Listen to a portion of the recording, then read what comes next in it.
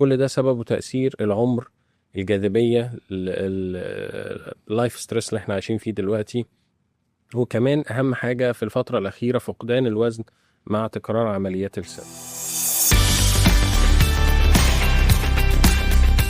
بص، شد الوجه والرقبة الجراحي ده فكرة أو فكرته إن احنا بنشد أنسجة الوجه والرقبة للمستوى اللي كانت عليه قبل مرور العمر وتقدم العمر وقبل نزول الوزن اللي سبب ترهل في الجلد والعضلات والأنسجة العميقة للوجه، اللي أدت لتهدل الوجه وظهور الخطوط بقى، النيزوليبيال فولد، الماريونيت لاين، الجاولز، تلاقي الرقبة متهدلة، تلاقي العينين ما عادتش مفتوحة، الحواجب نزلت.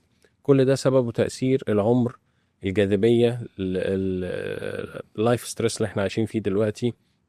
وكمان أهم حاجة في الفترة الأخيرة فقدان الوزن مع تكرار عمليات السن.